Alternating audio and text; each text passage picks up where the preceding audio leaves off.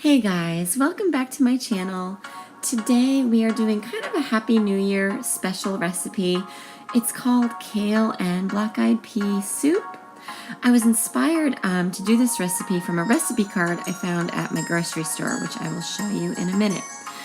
But it's kind of traditional in the new year to eat greens and black-eyed peas. It means like prosperity in the new year. I'm not superstitious, but I did think it made for an awesome whole food plant-based meal. The recipe card I found was from my grocery store called Publix. They have these like kind of cool little stands in the front of the store with recipe cards, and it shows you all the ingredients you're gonna need, plus the method of cooking. And I happened to see this and realized I had all of these ingredients in my house. If you want to hit the pause button, you can kind of look at the ingredients and the steps, but I'll go over it in my video as well. I did leave out the feta cheese because I don't eat dairy. So step one is going to be cutting up 4 cups of kale.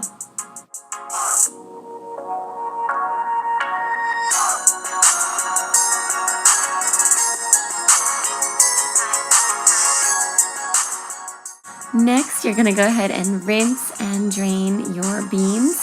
I did use canned beans for this.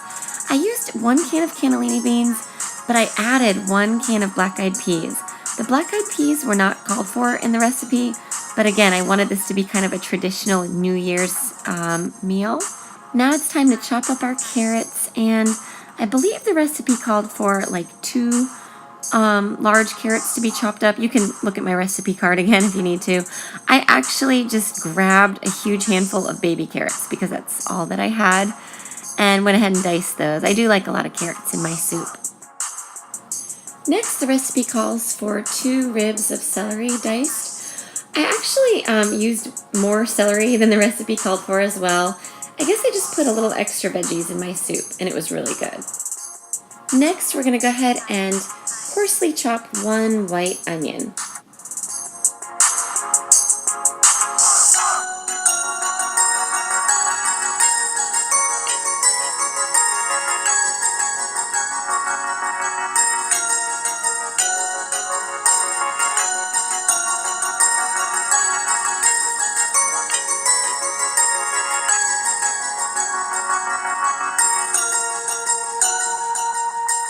Now I'm going to go ahead and add my garlic. It's 4 cloves of garlic.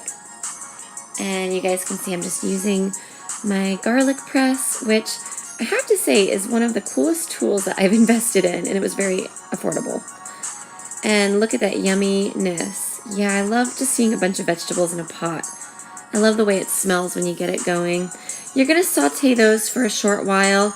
I don't use oil. The recipe called for oil, but I cook oil-free for the most part.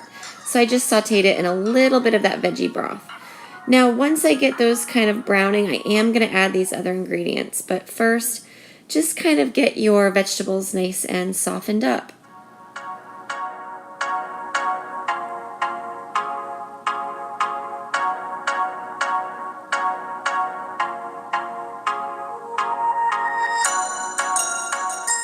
So now, guys, I'm going to go ahead and add the rest of that carton of veggie broth once I'm satisfied with the softness of the vegetables.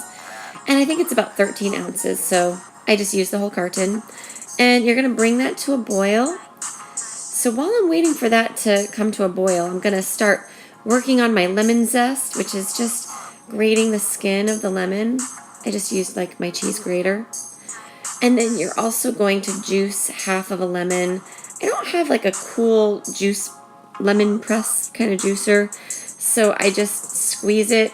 I don't squeeze it into the recipe. I squeeze it into a little side bowl in case if I get seeds. Plus, with this recipe, you're going to want to hold the lemon juice until later. Don't add it yet. You're going to wait until about the last 5 minutes of cook time. Alright guys, once you get that broth to a boil, you are going to add your farro. I know it looks like mine's not boiling right now because I actually had to add extra homemade stock because I kind of let mine boil too long and I lost some of the liquid. So I used like better than bouillon with a little bit of water and made more stock. But yes, once it boils, add your farro, add your can of diced tomatoes, And I'm just going to go ahead and give that a good stir. Bringing it kind of back to a boil again. I'm going to let it simmer on a lower heat in a minute. Adding my spices. I use different spices, like the recipe called for some kind of general spice that they wanted me to buy from my grocery store, which I didn't do. I just used what I had on hand. Called for some oregano. I had some dried oregano. And I used this like roasted red pepper and garlic seasoning that I had, which I thought would be kind of good. I know I already put fresh garlic in, but it turned out really good. So now I'm just turning down the heat to like a medium to low, and I set the timer for 20 minutes. We're just going to simmer it on low for 20 minutes. At the last 5 minutes of cook time, you're going to go ahead and add your 4 cups of spinach. You don't want to like cook the daylights out of the spinach. You just want to kind of let it get nice and wilted. So that's why you're going to wait till the end to add that. This is also when you're going to go ahead and add all of your beans. So I'm just going to go ahead and stir all of those ingredients in.